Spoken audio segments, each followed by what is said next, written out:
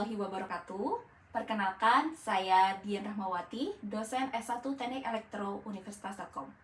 Pada kesempatan kali ini, saya akan menyampaikan PDD UKT-PT pada unsur pengajaran dengan mata kuliah Sistem Digital.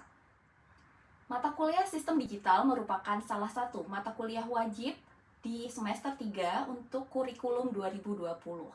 Mata kuliah ini memberikan pengetahuan tentang aljabar boolean dan implementasinya pada rangkaian logika. Selain itu, mata kuliah ini juga memberikan keahlian ke mahasiswa tentang aspek-aspek apa saja yang diperlukan untuk merancang sebuah sistem rangkaian logika.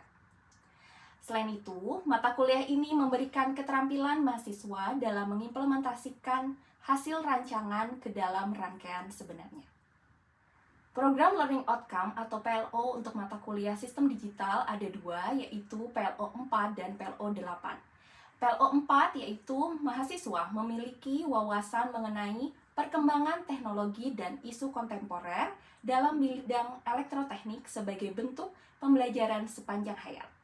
Selanjutnya, untuk PLO 8 yaitu mahasiswa mampu menggunakan perangkat keras dan perangkat lunak secara tepat guna di bidang sistem elektronika, sistem kendali, dan juga sistem tertanam. Selanjutnya, Course Learning Outcome atau CLO untuk mata kuliah ini ada 3, yaitu CLO pertama, mahasiswa mampu memahami aljabar boolean, sistem bilangan biner, dan konversinya. Selanjutnya, untuk CLO 2, mahasiswa mampu memahami rangkaian kombinasional dan sekuensial, serta teknik penyederhanaan rangkaian. Kemudian CLO 3 yaitu mampu menganalisa dan menginsintesa rangkaian sekuensial sederhana. Pada mata kuliah ini terdapat beberapa materi yang disampaikan dalam satu semester. Untuk minggu pertama yaitu perkenalan dan penjelasan aturan mengenai mata kuliah. Selanjutnya, minggu kedua yaitu operasi logika, minggu ketiga gerbang logika dasar, minggu keempat aljabar boolean. Selanjutnya pada minggu kelima dan keenam yaitu peta Kernow atau key map. Selanjutnya minggu ketujuh sistem bilangan. Kemudian dilanjutkan minggu ke-8 yaitu ujian tengah semester. Setelah itu pada minggu ke-9 dan 10 materinya yaitu rangkaian kombinasional. Minggu ke-11 adalah flip-flop. Minggu ke-12 rangkaian sekuensial. Minggu ke-13 analisis rangkaian sekuensial. Minggu ke-14 sintesis rangkaian sekuensial. Selanjutnya, pada minggu ke-15 diberikan latihan-latihan terkait analisis dan sintesis serta tugas besar. Hal ini diberikan untuk memberikan persiapan kepada mahasiswa untuk UAS yang dilaksanakan pada minggu ke-16. Sistem pembelajaran pada mata kuliah ini yaitu blended learning, sehingga kita tidak hanya bertemu di kelas, namun kami juga menggunakan teknologi-teknologi lainnya, yaitu kami juga menggunakan LMS. Selanjutnya, metode pembelajaran yaitu menggunakan metode ceramah dan juga metode self-directed learning sehingga mahasiswa bisa mengerjakan tugas dan diskusi bersama dengan teman-temannya. Interaksi antara dosen dan mahasiswa di kelas interaktif dan juga di luar kelas mahasiswa bisa berkomunikasi dengan dosen melalui LMS atau melalui WhatsApp group. Karena di program studi S1 Teknik Elektro, kurikulum yang kami gunakan yaitu menggunakan OBE atau Outcome Based Education, sehingga untuk penilaiannya berbasis kepada Course Learning Outcomes. Untuk CLO pertama, terdapat beberapa penilaian yang kami lakukan, yaitu untuk aktivitas partisipatif, yaitu tugas dan kuis 5%, kemudian untuk kognitif atau pengetahuan, yaitu untuk UTS 15%, selanjutnya berbasis hasil proyek yaitu tugas besar yaitu 5%. Kemudian untuk CLO yang kedua, tugas dan kuis 5%, UTS 15%, UAS 10%, dan tugas besar 10%.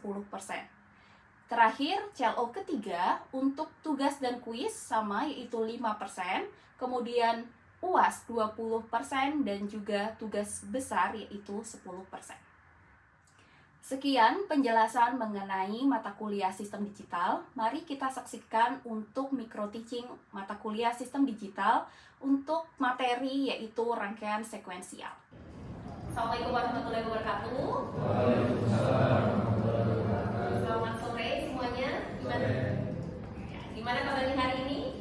Baik. Ya. Terima kasih banyak. Hari ini kita bisa bertemu kembali di kelas sistem digital, betul ya?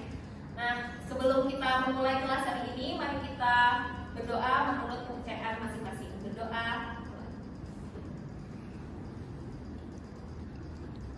Selesai. Oke, baik. Nah, sebelumnya kita sudah bahas mengenai rangkaian sekuensial. Ada yang ingat rangkaian sekuensial? Contohnya untuk yang sinkronus, ada yang kalian ingat kan? Materi tersebut. Apa yang kalian ketahui atau apa yang kalian dengar tentang rangkaian sekuensial, khususnya untuk sinkronus atau finite state machine? Ada yang ingat? Boleh angkat tangan? Oke, silakan bisa sebutkan namanya. Saya mau menunjukkan jadi kalau sinkronus tuh yang ada clock kan, dependen sama clock. Kalau asinkronus tuh nggak ada clock kan. Oke, jadi bedanya sinkronus dan asinkronus adalah kalau sinkronus ada clock dan asinkronus tidak ada clock. Oke, ada yang tahu contoh untuk model-model untuk finite state machine? Ada yang ingat? Ya, silakan. Untuk model-model seperti kalau tidak salah ada milli dan more. Oke, ada milli dan more. Kira-kira apa bedanya antara milli dan more yang kalian ketahui? Perbedaannya yang paling utama ada di jumlah state. Di jumlah state-nya? Dimana kalau harus banyak kembali. Kalau untuk yang milli itu jumlah state mereka sama dengan jumlah bit yang dipakai. Dan kalau untuk more itu jumlahnya lebih satu dari jumlah bit yang dipakai. Oke. Selain itu kira-kira apa yang kalian ketahui? Ya, silakan. Kalau milli itu udah ada di bawah mengenai. Oke, baik. Nah, kita kan sudah bahas yang mengenai milli dan more dan bagaimana langkah-langkah yang perlu kita lakukan apabila kita ya tadi ya punya dari misalkan kita diberi suatu kasus, kemudian kita diminta untuk membuat dari awalnya state diagram sampai kita membuat rangkaiannya. Nah, hari ini kita akan belajar bagaimana untuk mengerjakan suatu kasus, terutama kasusnya ini mungkin mirip-mirip dengan vending machine karena biasanya finite state machine ini bisa kita implementasikan di vending machine, ya. Jadi di sini contohnya, ya mungkin kita bisa baca di sini. Misalkan kita punya vending machine, yaitu dia menjual kopi dengan harga 15 sen. Oke. Dan di sini ada dua input, yaitu dime dan juga nickel. Oke ya. Jadi sebagai informasi, untuk dime itu dia adalah 10 sen. Ya. Sedangkan untuk nickel dia adalah 5 sen. Oke. Dan di sini ada dua output, yaitu yang pertama akan memberikan kopi, tentu saja karena ini adalah vending machine untuk kopi, dan yang kedua adalah akan memberikan kembalian. Oke ya.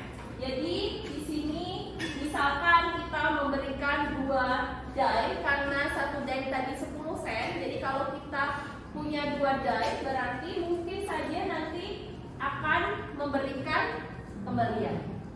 Oke ya. Nah, bagaimana langkah-langkahnya? Langkah-langkahnya sama seperti yang sudah dijelaskan sebelumnya, bahwa kita akan membuat state diagram dulu, lalu kita akan membuat state table-nya, kemudian kita membuat state assign table-nya, lalu mencari persamaannya dengan menggunakan Emacs, lalu baru kita akan mendapatkan rangkaiannya. Seperti itu.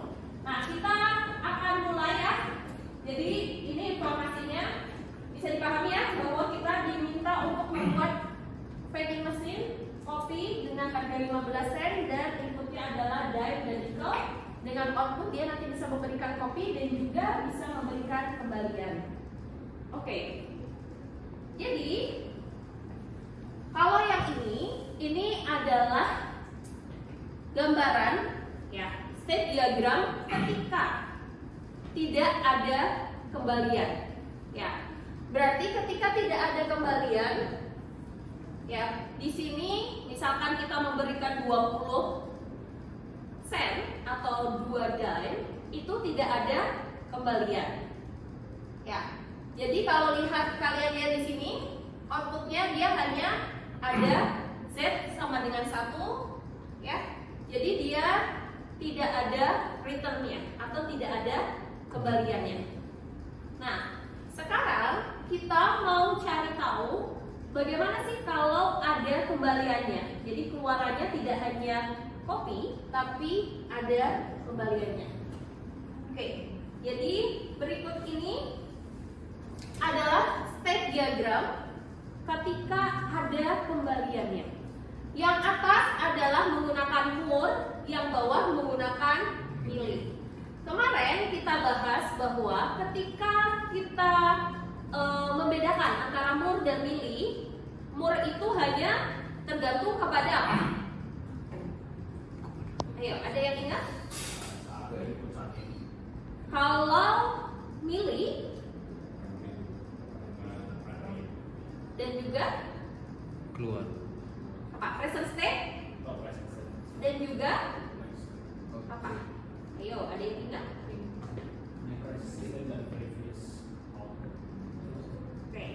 Nah, jadi kalau di mur kita hanya present state ya, sehingga ketika kita lihat di panah-panahnya ini tidak ada Z-nya atau outputnya. Tapi kalau di mili, kalau kita lihat di sini dia ada Z-nya atau outputnya. Atau di sini karena kita akan memberikan keluaran yaitu return atau kembalian, di sini kita juga menuliskan ada R atau return atau kembalian. Jadi kalau kalian lihat beda ya, yang satu ada di sini Z dan R-nya, sedangkan untuk yang mili dia berada di panahnya. Oke, jadi kita bahas dulu dengan menggunakan mur. Jadi tadi kita tahu masukannya berapa uangnya? Bisa 2 macam, yaitu ya, dime yaitu 10 sen dan nickel yaitu 5 sen. Nah, di sini dime kita tuliskan sebagai D dan nickel kita tuliskan sebagai N. Oke. Nah, selanjutnya kita buat ya jalan menuju 15 sen ya dengan menggunakan ya tadi ya 10 dan 5. Yang pertama, kalau kita menggunakan ya, jadi kalau di mur di sini Z sama dengan 0, N sama dengan 0 ya. Terus kita kasih nickel N1, berarti selanjutnya kita dapat 5 sen. Dan di sini Z sama dengan 0, N sama dengan 0. Kemudian kita kasih lagi, kita masukkan lagi ke vending mesinnya N sama dengan 1. Nah, kita dapatkan di sini 10 sen. Dan Z sama dengan 0, N sama dengan 0. Oke. Selanjutnya kita tambahkan lagi N1 lagi. Berarti kita tambahkan 5 sen. Berarti berikutnya kita mendapatkan 15 dan sini Z sama dengan 1 dan R sama dengan 0. Artinya kita mendapatkan kopi tapi tidak ada kembalian karena uang kita pas. Nah, itu kalau uang kita 5, 5 dan 5 atau nikel sebanyak 3. Nah, gimana kalau misalkan kita punya dime 2? Ya, berarti ketika kita punya dime 2, D sama dengan 1, berarti langsung masuk ke 10 sen. Selanjutnya ketika kita punya dime lagi, berarti jadi 20. Berarti kalau kalian lihat di sini gimana? Apa yang terjadi? Dapat kopi dan kembalian. Iya. Z sama dengan 1 dan R sama dengan 1. Berarti di sini akan keluar kembalian dan akan keluar kopi. Seperti itu. Nah, kalian juga perlu menggambarkan rute-rute lain yang memungkinkan dari uang dime dan nickel. Gabungan antara dime dan nickel. Misalkan nikelnya 1 ya, lalu kalian tambahkan dime 1. Itu juga memungkinkan. Nah, Sedangkan untuk yang mili, bedanya di sini adalah kalian menuliskan ya di sini. Jadi baik R-nya, Z-nya dan R-nya. Jadi dia tidak ada di state ini, tapi di tanahnya. Nah, jadi misalkan N saat itu berarti saat itu N-nya 1, Z-nya sama dengan 0 dan R sama dengan 0. Lalu dapat 5. Gitu ya. Oke, selanjutnya N 1, Z sama dengan 0, R sama dengan 0. Oke ya, kita nanti akan dapat 10 gitu ya. Dan begitu seterusnya. Jadi yang membedakan adalah di sini ya. Jadi kalau ini Z sama dengan 1 dan R sama dengan 1-nya, dia berada di setnya. Kalau di sini bukan, di jalurnya. Seperti itu ya. Jadi dia memang langsung akan Z sama dengan 1 dan R sama dengan 1. Oke, jadi ini untuk state diagramnya ya.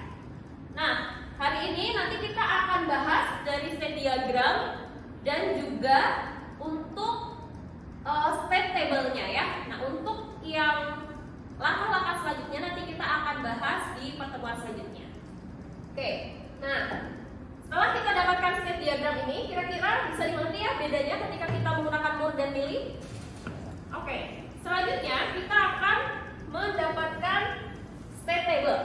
Jadi di sini untuk state table-nya ya, kita ada dua. Kita contohnya untuk Moore dulu.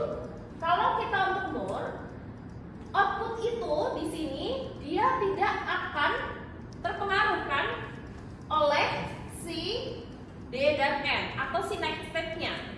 Dia nggak berpengaruh. Jadi dia cuma lihat present state-nya apa, itu nanti output-nya seperti apa, gitu ya. Jadi di sini next step ada, tapi di output Z dan R tidak ada DN dan DM-nya ya. Nah, jadi kalau present state-nya berarti kita karena di sini ada 0, 5, 10, 15 dan 20. Kita tuliskan dulu present state-nya berarti 0, 5, 10 dan 15 dan 20. Selanjutnya di next state ini ada DN. DN artinya dime atau nickel. Jadi yang pertama 00. Ketika dime dan nickel sama dengan 00, maka tidak ada yang masuk uangnya ke vending machine. Sedangkan DN sama dengan 01, berarti yang dimasukkan adalah nickel. DN di mana D-nya 1, N-nya 0, maka yang dimasukkan adalah dime. Dan DX sama dengan 11 di sini don't care. Kenapa? Karena tidak mungkin kita memasukkan dua sekaligus. Dime dan nickel sekaligus itu tidak mungkin. Betul? Ketika kita memasukkan vending machine, kita harus 1/1, sehingga gak mungkin kita bisa mendapatkan DS sama dengan 11, sehingga di sini don't care. Kita harus avoid itu. Kita gak boleh menggunakan itu. Oke, jelas di sini? Nah, jadi di sini nanti kita tinggal lihat, oh kalau dari present state-nya 0 tidak dimasukkan dari nickel, berarti ya tetap 0. Lalu dari 0 diberi nickel 1, yaitu berarti dapat 5 sen. Diberikan dari 1, berarti dia 10 sen. Begitu selanjutnya untuk 5 sen, 10, 15 dan 20. Dan di sini outputnya kita hanya lihat mana yang tadi ya mendapatkan si 15 sen tadi ya. Di sini outputnya hanya di sini. Ketika kita udah tidak memasukkan apa-apa, kita udah present state-nya 15 dan kita tidak perlu memasukkan apa-apa, itu sudah 15, maka output Z sama dengan 1. Oke. Selanjutnya kita lihat perbedaannya dengan Mealy. Di sini Mealy tidak hanya next step yang kita perhatikan apakah inputnya dime atau nickel, tapi kita harus tetap perhatikan juga ketika output Z dan output R ini kita perhatikan juga inputnya apa. Nah, itulah bedanya antara Moore dan Mealy. Oke ya. Jadi antara Moore dan Mealy, ya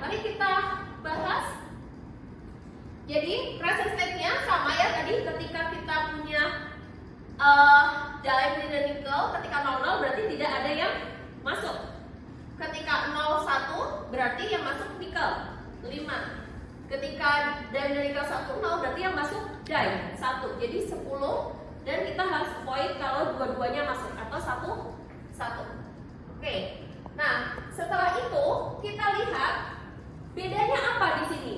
Bedanya adalah ketika mur yang tadi ya dia mendapat Z sama dengan 1 itu hanya ketika dia di sini ya proses state-nya 15 dan next state-nya itu diamond dan nikel itu 00 tidak dimasukkan lagi uang itu 15 dia di sini adalah outputnya 1 ya. Tapi bedanya ketika dimilih kita outputnya tidak hanya satu kali. Jadi kemungkinan intinya ketika dia sudah bertemu 15 set langsung dia akan ada keluarannya yaitu kopinya ya. Di sini Z itu untuk kopinya. Oke? Jadi kalau itulah bedanya ya antara mur dan milih. Sedangkan output R atau return di sini tentu saja return itu ketika ya kenapa di sini D don't care karena kita tadinya maunya hanya 15 ya. Jadi ketika ada ditambah nikel lagi itu udah don't care. Harusnya kita nggak bisa lagi menambahkan, jadi harusnya kita avoid itu. Tapi kita nanti bisa menghasilkan return di sini. Berarti karena uangnya sudah kelebihan dari 15. Oke, bisa dipahami kira-kira bedanya antara mur dan milih dari state diagram dan juga state table-nya? Oke, baik. Nah, jadi kita akan ya membahas untuk lanjutannya yaitu state assign table, kemudian persamaannya dan juga bagaimana kita memperangkainya di pertemuan selanjutnya.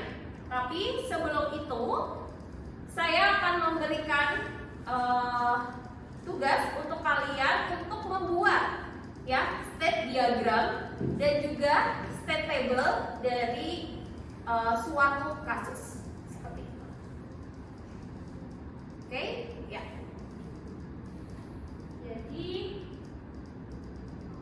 sebentar. Oke. Ini tugasnya kalian diminta untuk membuat vending machine yang bisa bekerja ya, yaitu kalau tadi kopi seharga 15.000, jadi ini dimisalkan vending mesinnya menjual popcorn dengan harga 25.000 dengan uang masukannya kalau tadi dime dan nikel, tapi karena kita di Indonesia kita pakai rupiah, nominalnya bisa 20.000, 10.000 dan 5.000. Dan di sini vending mesinnya juga dapat mengeluarkan kembalian atau return. Oke. Nah, setelah itu kalian kalau tadi kita contohnya bisa mur dan milih, di sini kalian cukup membuat dengan menggunakan mur saja. Jadi untuk tugasnya silakan buat state diagram dan juga untuk state table-nya. Oke. Kira-kira ada pertanyaan?